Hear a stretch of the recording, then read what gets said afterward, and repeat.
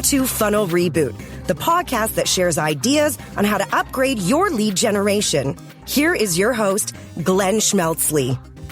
Hey, Glenn here. Welcome to Funnel Reboot, where we get insights on our digital marketing to make it even better. Today, we're diving into product positioning.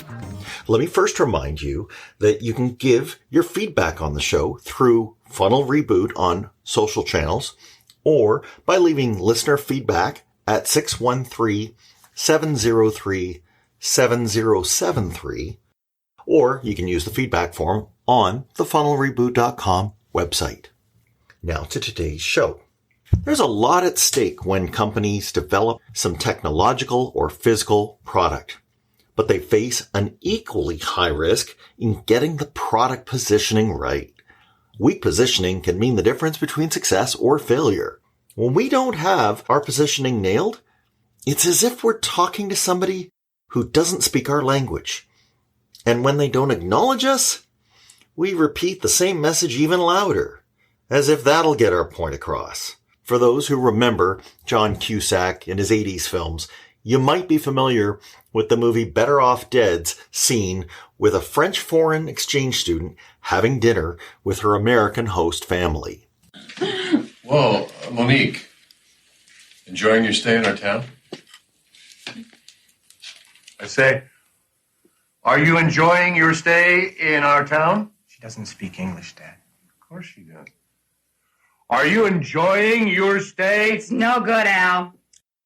Shouting doesn't work when you're using the wrong language, and it doesn't work with the wrong positioning either. Luckily, someone has come up with a process for finding the best positioning for our product, saving our market from being subjected to random jargon.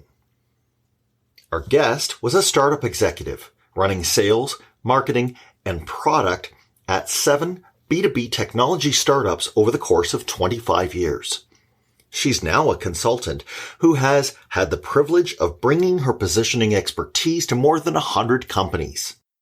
She codified her process in the 2019 book, Obviously Awesome, which makes these ideas about positioning accessible to any company. Let's go listen to our guest, April Dunford. April Dunford, welcome to Funnel Reboot. Hey, it's great to be here. I'm really glad to have you. So we are talking about a book. It's called Obviously Awesome. Could you tell me when the book came out? Maybe just a little bit more of what it says.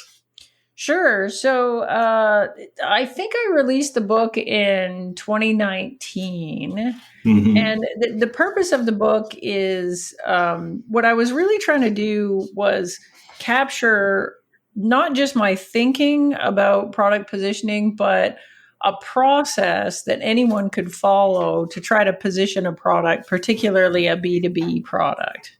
So it's based on my experience having worked as a repeat vice president of marketing at a series of startups. And, sure. And as a VP marketing, I had repositioned a lot of products myself and had gradually kind of developed this methodology for doing positioning over the years of doing that. Nowadays, I'm a consultant and have been for the last 5-6 years.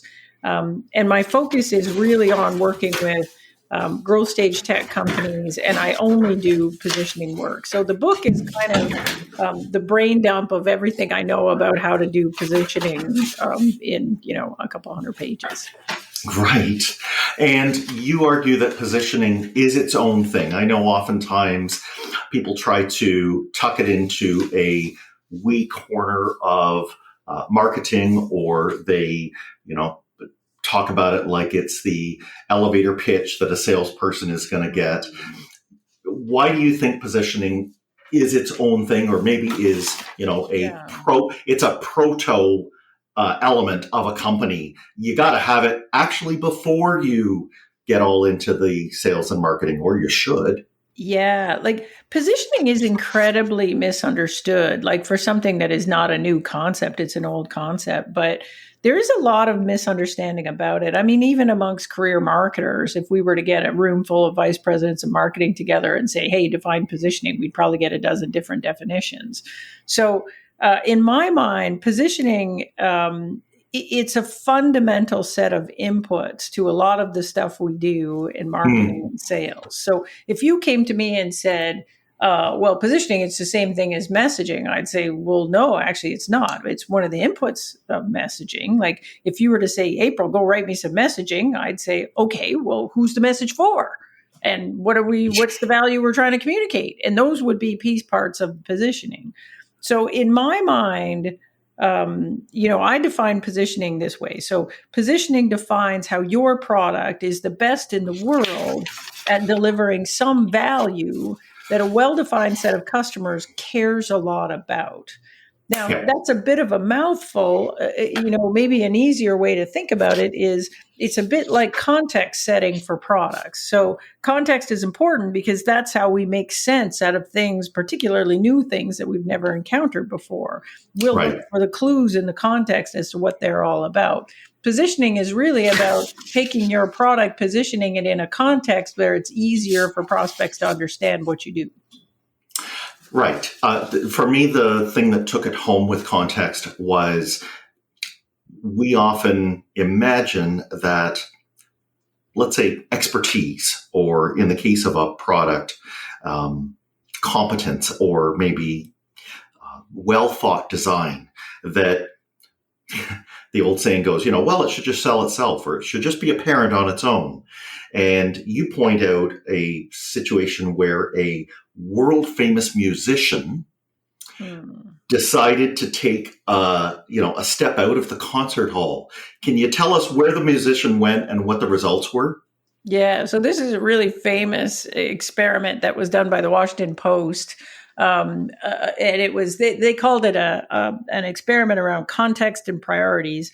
But what it was the Washington Post designed this experiment. And the idea was they were going to take a famous musician and have the musician play in the middle of a subway station or a metro plaza, basically. And they were going to measure a couple of things. Like, one, would anybody notice that the music was better than a typical street performer? And two, would the musician make more money as a result? And so the musician they chose for this particular experiment was this guy, Joshua Bell. Now, at the time, he was arguably the world's most famous classical violinist, and he was regularly selling out concert halls for $300 a ticket, stuff like that. So they took this guy and they dressed him like, a regular dude. Like a busker, yeah. Like a busker, put him in the plaza, plays his guts out for a few hours, and what happens? He makes $37.17. And so, now you might look at that. And when I first read about this experiment, I was like, you know what, just because he didn't make any money doesn't mean that people didn't recognize that the playing was very good. Like, maybe they don't have any change in their pocket. Maybe they're late for work. Like, they just don't, as a rule, pay buskers. But it turns out that wasn't it at all. In fact, the Washington Post went around and they interviewed, and there were lots of people in the square exposed to his playing that were not in a rush and definitely had money. So for one example, there's a lottery kiosk at one side of the square and a great big lineup of people literally standing in line listening to the guy play. Doing nothing else, Doing nothing else. And so they went down the line and they said, hey, you've been standing here this morning, like, notice anything different about the music this morning? And every single person was like, no. Like one guy could tell them exactly the numbers he played on his lottery ticket. But when they asked him about the music, he said, it was just some guy trying to make a buck, And the best one was there was a gal on the other side, and she's like, she runs a shoe shine stand. So she's there every morning. She hears the buzzer every morning, right? And you're like, well, maybe she would notice that things were different. So they went and talked to her and said, hey, did you notice anything different about the music this morning? And she said, oh, yes, I did. It was so loud, I was going to call the cops. So not exactly noticing the beautifulness of the music.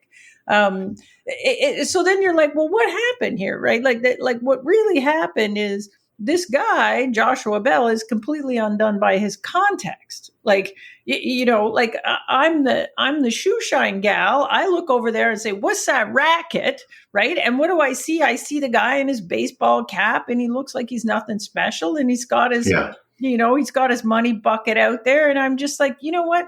That's a busker. Nothing to see here. I can move on with my day.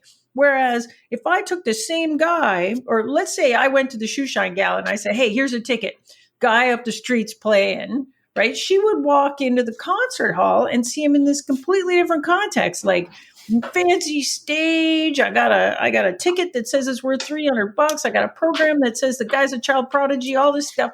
And I'd say, I don't know, even if I don't like the music, I'm going to look at this and say, oh, that guy, he's a genius, right? Sure. So positioning is a bit like this for products, right? We don't have a stage, but we do have a lot of things that can signal what the product is all about. So, the pricing actually means something. Like, and it's right. A bit about what you're about, what companies you choose to highlight, like your customers, which customers you choose to highlight, what features and value you choose to highlight, what competitors you compare yourself to, your branding and the look and feel and the tone of voice and all that stuff comes together to kind of help people sort of understand what you're all about. And then a big cornerstone of this is the market category. Like, you walk up to somebody and say, hey, I got this product. It's a revolutionary, next generation, never seen anything like it, CRM. Yeah, yeah. And that's some context setting right there. Like if you say CRM, you're like, oh, well, okay. Like I know what those are. I assume a whole bunch of things about you. Like, first of all, who's my competition? Well, it's Salesforce. They're the leader in that market. I'm going to instantly make that assumption.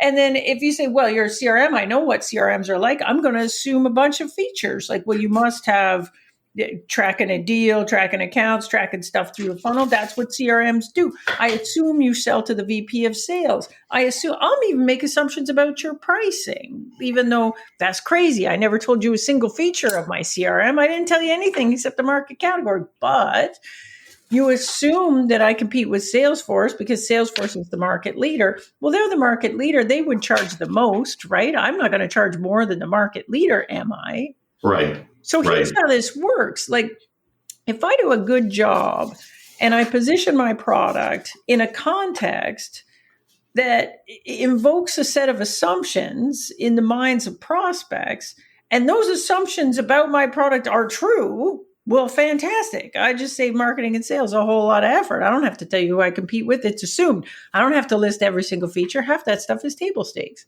But unfortunately, it works exactly the same way if I do a bad job of it. So if I do a lousy job of it, I say, well, I'm a this, and it invokes a bunch of assumptions, and those assumptions about my product are not true. Now marketing and sales has their work cut out for them undoing the damage that this positioning has already done. Mm-hmm. Yeah. To take that to an extreme example, we could do a bad job of it, in which case the clues that we're giving the buyer are taking them off track. Or, I suppose the way that would take it just to its absurd level would be we give them a business card and the business card just says product, or it just says service, and it says nothing else, right? This is where we realize, okay, failing our job of setting the positioning, the person on the other end has to make something of it. And they're going to make something for sure. It's probably going to be wrong. Right. Yeah. Right. And so ideally the assumption they come to is correct. Like I can give you an example of this. Like I worked on a product early in my career, and it was developed by a bunch of guys with PhDs in database technology, and they were database guys, and they built a database. Like, here we go. We got this database. It's fantastic. But when we went and had meetings with companies, we come in and say, hey, we got this fancy new database. And the minute we said that, everybody in the room was like, oh, databases. Like, we don't need a database, man. We got Oracle. Like, we're not totally married to it, but everybody here is Oracle certified. Like, we don't need another database. And then we'd start tap dancing. Like, no, it's a special database. It's a special database. But the end of the meeting is about to be counted in seconds or maybe minutes. Yeah. Right. And so really, if you looked at our database, what the database did that was valuable to customers is it could do a certain type of query really, really fast, like a needle in the haystack kind of query really fast. So you got a mountain of data, like terabytes, whatever, of data. Yeah. If you had to do this certain kind of query, it could do it really well. If you really scratched at that, like the value of that was you could get an answer. You were asking the data a question and you could get an answer really fast. If you looked at the place where it was really good, and when we went and looked at the existing customers and how folks were using it, really where it mattered was in customer support. Like we had this idea that, well, anybody with a mountain of data that asks it questions would like to get those questions answered faster, right? And it turns out that wasn't true. Like we would go to the big bank and they'd say, oh, we got this query and we can only run it once a week and we do it over the weekend because it takes 48 hours to run the query. And we'd say, well, we could run it in 3 minutes. Wouldn't you like that? And they're like, nah, we don't actually really need to answer all that fast. And it's not doing anything else on the weekend. So, Sure. We're not paying money to solve that problem. Whereas if I had a customer on the line, the customer had a question and I could only answer that question by doing that query. Well, yeah, I would like to get that in 3 minutes versus 48 hours. And so when we went back and really dug into the value of it, it's like, well, what is that? Like that's not actually what a database does. Databases do all kinds of things. Like that's a specific kind of query, which is actually an analytic query. And yes, if we didn't exist, you'd be doing that with a data warehouse. So we actually repositioned the product as a data warehouse for machine generated data, which was the kind of data it was really good at. Yes. And that made way more sense to customers. And all of a sudden, we're not getting compared to Oracle anymore. And we didn't have this. And at that time, this was years ago, at that time, people had data warehouses. A lot of people had homegrown data warehouses. People knew what a data warehouse was, but a lot of times they didn't have one. Yeah, or a poorly implemented one. Database, get out of here with that database. They were like, ooh, data warehouse, machine generated. Oh yeah, tell me more, right? That's right. That's right. Service customers, which was valuable. That's right. And then, an engaged discussion for the entire time frame for the meeting, and okay, can you send us details over of how we get that? Right. Yeah.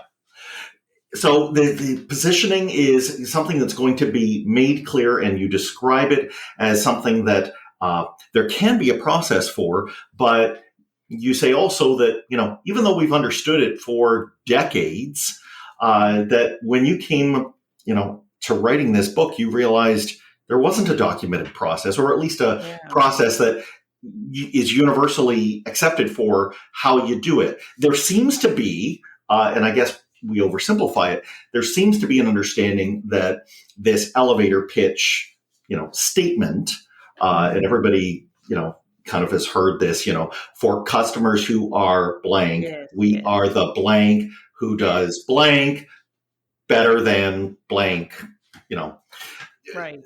And that kind of nifty little statement. Everybody thinks that that's positioning. Class, yeah, they that positioning statement. That thing really bugged me because I don't have a degree in marketing. I have a degree in systems design engineering. I went to school for engineering, but I ended up doing product marketing at a startup, and then just kind of stayed in marketing after that. And the first product that we repositioned, we just kind of monkeyed around until we got it right. Like we were a bunch of tech people and we just kind of naturally.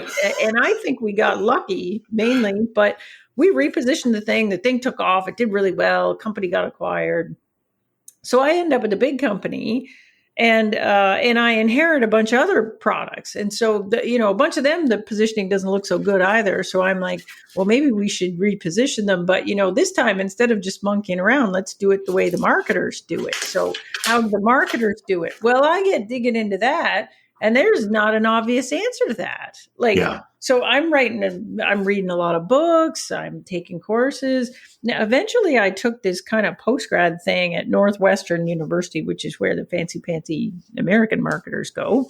And so I go there and I'm taking this course and I go to class one day, and today the lesson is on positioning. I'm like, oh boy, we're finally going to get it. Here we come.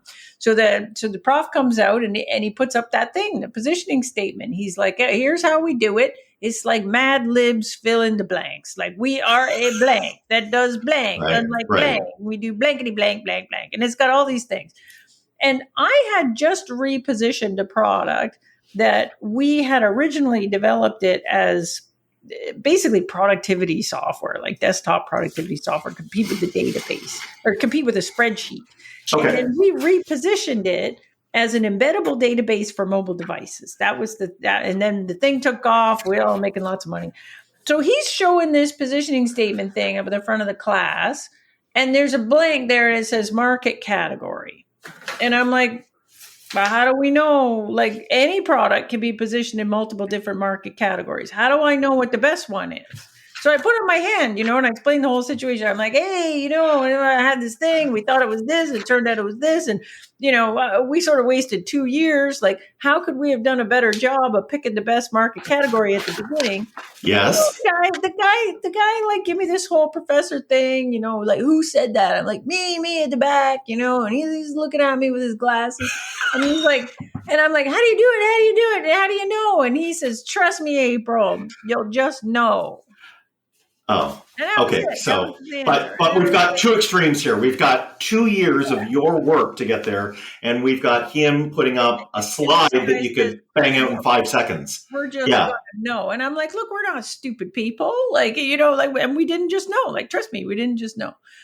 And so, I learned a couple of things there. Like one is, sometimes the professors are a little disconnected from what happens out in reality. And then two, like this was just a thing that people did not know how to do. So at that point, I got a little bit obsessed with the idea that, well, I had repositioned a bunch of things at that point. And I thought, well, maybe I could figure out how to do this.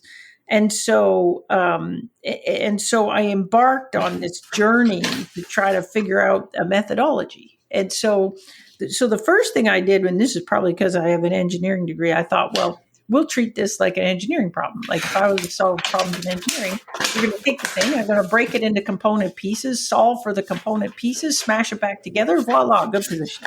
There's your system. Yeah. Yeah. So breaking it into pieces wasn't hard. Because we kind of agree on what the piece parts are. Correct. It's almost like the blanks of the positioning statement. So it's competitive alternatives, like who do you compete with? Differentiated capabilities. What do you got that they don't have?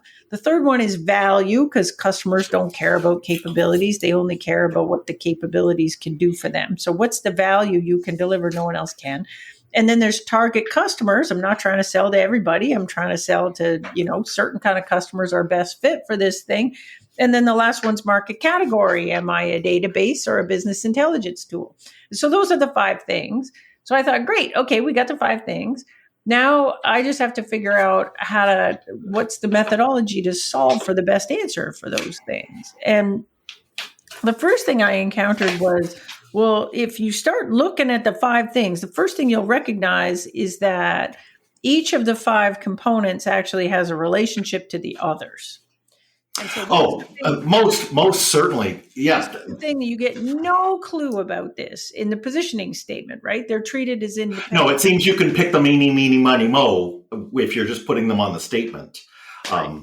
What took it home for me was you saying in one point in the book, you said, if you don't get, let's say the target segment and the value right, then your happy customers are, or the people you think should be happy with your product don't like it and don't want to pay for it. And those who shouldn't like it, love it and would pay you more. And, so you have to figure, kind of understand how these things, like they're all related. So my differentiated value is utterly dependent on my unique capabilities. I mean, that's the only place it comes from, man. Like that's where it comes from. And then, but my unique capabilities are only unique when I compare them to a competitor. And so those 3 things are all related. I can't figure out one without the other. And then same thing, like you're saying, like best fit customers, by definition, my best fit customers are the people that care a lot about the value that only I can deliver. So I can't figure out one without the other. And then even market category, if I think about market category as context, it's the context I position the product in such that this value makes sense to these people. So I can't really assess whether a market category is good or not without deeply understanding differentiated value and best fit customers. So all these things relate to each other. And then I was kind of stuck. Like, where do I start? Chicken and egg. And for 2 years, I decided there was no good starting point. That's why we don't have a process for this thing. There's no good starting point. You start at a point, you work your way around the circle, you get candidate positioning, you take it out to the market, you test it. If it works, great, you run with it. If it doesn't, you throw it out and you go back and work around the circle again and come up with another candidate.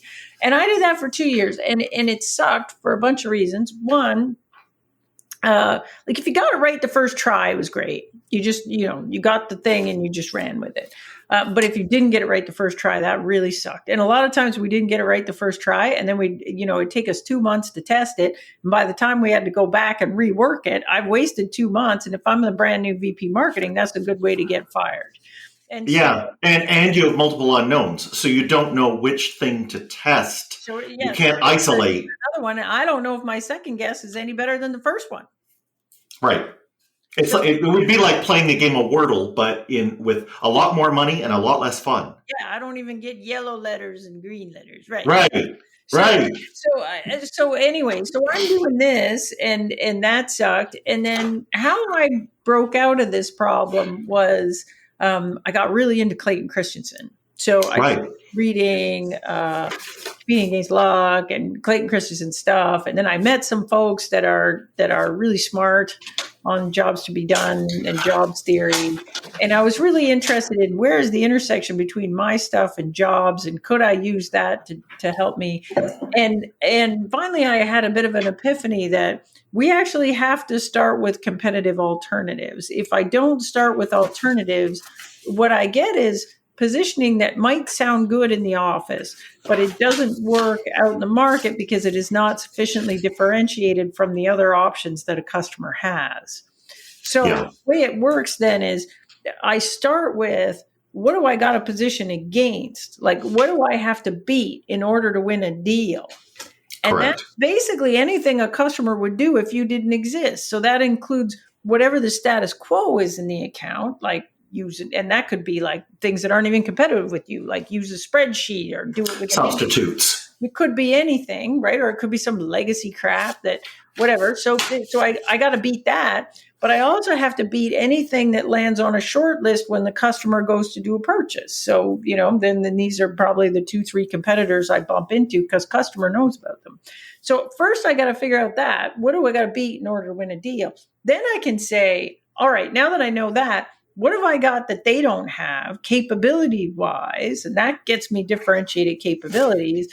I can map those capabilities to value by going down the list and saying, so what? I got this feature. So what? Why does a customer care? What's the value that feature enables for customers? And then once I have that, then I can say, well, look, I could sell this product to everybody, but not everybody cares about the value I can deliver the same. So what kind of customers care a lot about this value, and what are the characteristics of a target account that make them really care a lot about the value that only I can deliver? That's my best fit customer. And then once I have that, then I can look at market category, because I can say, okay, well, I got this value, I got these customers. What's the context I wrap around this product that makes this value kind of obvious to these folks? Right, because you are, whether you like it or not, you're working within their existing definition of the category. Well, it can. Like, so ideally when I do this step with clients, we usually start by looking at, well, what's the obvious market category for you to be positioned in?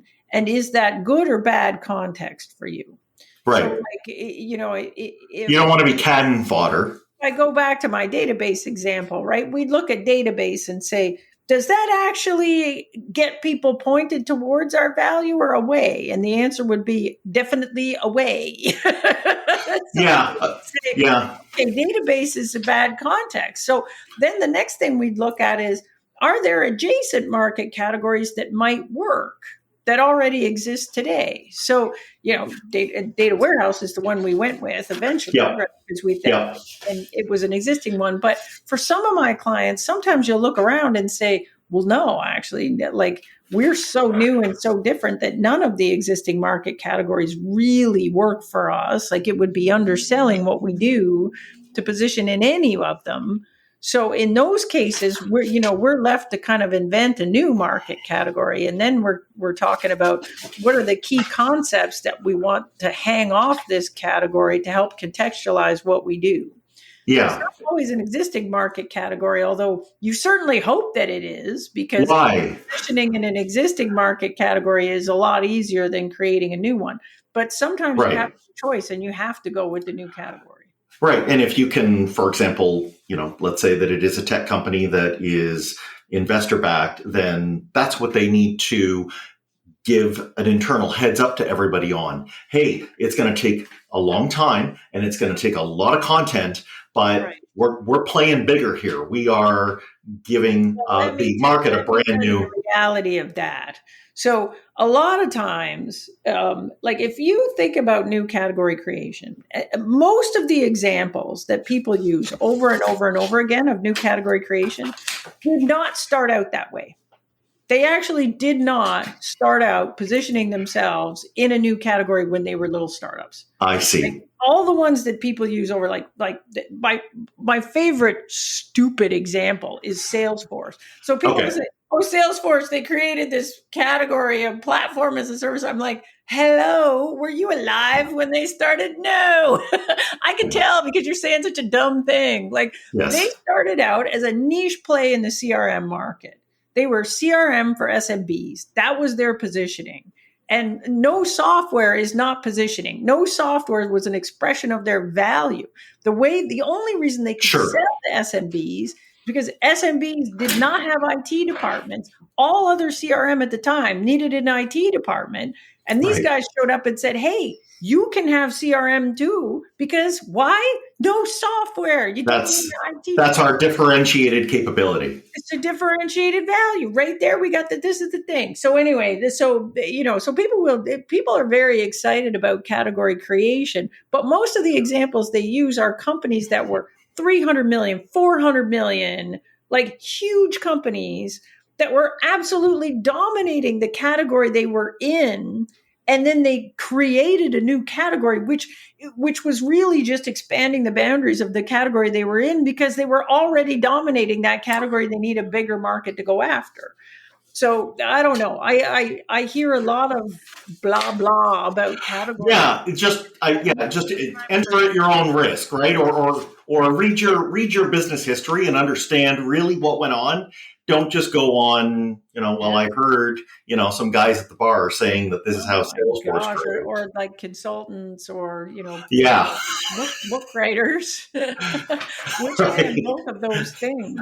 But I do think that people need to, I don't think that you can take lessons that apply to a $500 million business and necessarily apply it to you when you're three guys in the basement. I couldn't agree more. I think it maybe is tangential to positioning, but the other one that you'll hear people trot out is this is the total addressable market. Now, if we just get 1% of that, and like, okay, you're making a very big mistake there. Just you're grasping at some kind of, win that you don't even know you can get when, I would say to them, they should go and read April's book and, try the 10 steps. They should absolutely see if it stands up before they dare say that in front of a board or investors. Yeah, well, I mean, I think the vast majority of startups that we know that are successful do and generally launch in a market that is very, very, very big, and they win a slice of it. But you've got to be able to define what's the slice that I can win, right? Because if the market exists, then a market leader exists. And you're going to have to beat that market leader. And the market leader is very, very good. That's why they're the leader of the market. That's it. If you come in, it's not like, oh, well, they got to lose 1% of the time. It's like, no, they're going to beat you every time, man. Like, unless you have something that's really different, that a certain subsegment of that market really cares about. Correct. And you're not going to win anything. You're not going to win your that's this is not the lottery here. People are not deciding on software vendors by flipping the yes no coin. If people go back to economics, that class that we all probably hated in school, that what they say is that the beginning, a first mover goes in and they step on the playing field. And what do they instantly try to do? They try to tilt the playing field in their favor. And so if you're coming on 5 years later, 10 years later as a small fry, and you think you're going to play on that field, be very aware of how they've already tried to tilt it. And, just know what you're going in. Majority case, like for the majority case, they're the easy selection, right? Like the old IBM. Nobody got fired for buying IBM. It's not hard to justify to my boss, even if it's way more expensive. Like I'm not going to get in trouble for buying the market leader. So, if you're competing against that, you got to be able to come in and say, look, market leader, they're great. They're awesome. They're amazing for all kinds of companies. But, if you're a dry cleaning business, let me tell you what they can't do for you. And let me tell you what that's costing you every year. And that's why we built CRM for dry cleaning. Let me tell you about that. Right. Yep. That's it. And that is the way it's the way the vast majority of successful companies that that's how they started. In fact, the thing about category creation that's so interesting is that the history of Silicon Valley teaches us that is actually a really bad way for a startup to enter a market. Because generally what happens is you spend 5-10 years struggling to make this category a thing. And the minute it becomes a thing in the minds of prospects, that is a very, very good time for a venture-backed startup with a lot of money to come into the space and take advantage of everything that you've proven and everything that you've learned and come in and beat you at your own game because you're not big enough yet to really fend that off. That is why we use Google and not Ask Jeeves. That's why we're using Facebook and not MySpace. Like being a category creator is often a terrible way to enter a market because a fast follower is going to come in and eat your lunch at the exact moment when your investors are tired of investing in this thing and when are we going to get our money out and blah, blah, blah. And the other guys come in with fresh money and come in and steal the market from you after you've done all the hard work. Yeah. And I suppose that we can say that we would be able to defend ourselves if we have done our positioning properly. Need to break away from our conversation for a message about something that almost every marketer is affected by. Google moving us from Universal Analytics, or UA, to Google Analytics 4. After June 30, 2023, GA4 will be the only way to see our analytics. While it's called an upgrade to UA, it only takes a glance to know GA4 is a totally different product. Its data is all new too, meaning there's no easy way to bring UA reports you knew and loved to the GA4 interface. Since GA4 only starts collecting data once it's installed, companies wonder how they'll get everything, both past and future data, reported through this new interface. Is the only option to make it all over from scratch? No, there's another way. All the web analytics data that's in the interface is also available in Google's cloud database. B2B companies have data in silo systems that could be combined with this raw data and historicals to see their entire funnel. This enables you to fetch answers you'd never get from the old Google Analytics. Someone asks marketing a what-if question? You can use data anywhere in your company to answer it. Visualize interactions with prospects to better learn how they like to be treated. Have people who always ask for the same data? Make an automated dashboard for them. The learning curve for marketers here is steep, but you can make this leap, working hands-on in a supervised setting. That's why I am leading a live workshop to get you there. The GA Fast Forward Workshop goes beyond installing GA4 and setting up conversions with Tag Manager. You'll learn how to normalize data coming from ad platforms and internal systems and pipe them to Google Cloud. Google Data Studio will then present it in the best way for getting your story across. By working directly on the tools for 2 days plus post-workshop support, you'll become very confident in using them. The first workshop is in Ottawa this October. Go to GA Fast Forward for all the details. It's also being held in other cities, so put yourself down to be notified when yours comes up, or nominate your city to be put on the tour. Those who want to take advantage of the Google Analytics stack should check out this program by visiting gafastforward.com. You can spell forward with the numeral 4 in the middle, as in GA4, or the normal spelling of the words to get there. That's it for the message. Let's get back to our guest. Do you think that positioning can act like a moat? Well, I think that, there are a lot of ways to build a moat when you're early in a market, right? So sometimes that's technology. Like sometimes you have patents on things and the other guy can't do it because you got a patent and they simply can't do it. Sometimes it's just velocity. Like if you're way ahead in terms of user adoption, then it's really hard for anybody else to catch up to you because you've just ran faster, and anybody else running fast behind you is still going to be behind. So that's another way to do it. Sometimes you do it with strategic partnerships or distribution deals, and you lock all that stuff up so that the other guys can't come in after you and do distribution deals or partnerships with those people. So there's lots of ways to build a moat. But you got to be thinking about how you're going to do that. If that's what you're trying to do, is, what stops somebody from taking your idea, going to Silicon Valley and saying, I can do what those guys are doing, only way better, because I don't have to start from scratch and learn everything from nothing. And I have $100 million to do that. Yeah, they gave me the template. Yeah. Just the one part that I don't think we can stress enough, because you talk about it a fair bit in the book, is customers, and, going through having deep discussions with them, but also being careful of who we select as customers. So you talked about best fit customers. Can you just maybe underline for us why that's so critically important, and maybe what filters we would use if we have a customer list open? How do we go about making sure that we do talk to the best fit ones? Yeah. So, I had this happen really early in my career, first job in marketing.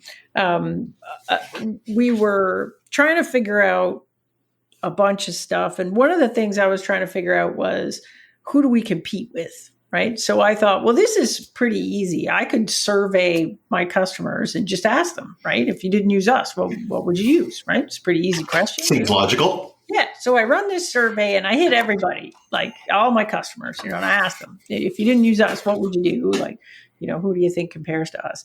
And I get these answers back, and I got it on a chart, and it's garbage, basically. Like they're all saying completely different things. There's no pattern. It's all over the place. There's a bar chart with 1,000 little bars. It's like this. And so I'm looking at this thing going, well, that sucks. And I'm like, what does this mean? That everyone thinks we compete all over the place. And so I'm sitting there looking at this chart with this look on my face, like, I hate this. And the CEO walks by my desk and says, what you looking at? And I said, I'm looking at this stupid thing. I ran this stupid survey with the stupid customers. And I know even less than I did before. Look at this garbage, right? And so he leans over and he points at one of the answers and he goes, who said that? Who thinks we compete with that? Like, who said that? And I'm like, okay, I'm going to pull out the spreadsheet. So I pull out the spreadsheet and I'm like, Bank of Montreal. And he goes, figures. Listen, we hate Bank of Montreal. They're the worst customer we've got. Like, we landed them, when we were really small, doing a totally different thing, and they used us in a totally weird way. But if we had it all to do over again, we never would have sold to them. Whatever it is, like, they don't count. Take them off of there. They don't count. He says, "Well, I know why this is garbage. You're talking to the wrong people." And then he's like, "Who else you got?" Right? So I pull out the spreadsheet, and he starts crossing customers off the spreadsheet. He's like, "Oh, these guys. Oh, forget it." he goes down the thing and he crosses off like maybe 30% of the customers I got responses from. He's crossing them off. And then, so he's like, okay, now build the graph again without those guys, and build the graph again. And oh, lo and behold, there's the pattern. And so what I learned from this is, and this is particularly important for positioning, what I want my positioning to do is I want my positioning to attract a pipeline full of great fit customers. So, I don't actually care what my bad fit customers think in terms of who they might compare me to or whatever else. I wish I never sold those folks. But I really, really, really care who my good fit customers compare me to, because the more I understand that, the more I can understand how to position against that. So from that point forward, every time I wanted to understand competitive alternatives better, I would do some kind of a exercise to separate out good fit customers, bad fit customers. Now, it's a little bit hard to do, when you've got tons of them and you don't necessarily have a CEO that knows all the deals. But how I used to do it is, the first thing I do is I'd run Net Promoter Score. Net Promoter Score, not the best score ever, but if you just want a rough idea of who's happy and who isn't, works for you. And I'll tell you something about bad fit customers. They're unhappy. They're unhappy because your product doesn't do what they wish it would do, So right. That would get a lot of them out. And then I would take whoever's left on my list and I would go over to sales and I'd say, who's good here and who isn't? And sales would usually knock a couple of them off. Like sales yes. And service will knock off some more. Don't talk to them. Yeah, they're doing some weird thing. Oh, yeah, no, take them out. And then I do the same thing with customer success. Who's good here? Because sometimes the salespeople oversold something, right? And you feel it in success. So I go to customer success, same thing. Like, who's good here? And they cross a few off too. Then I got kind of a good list of anybody left over is right. Good.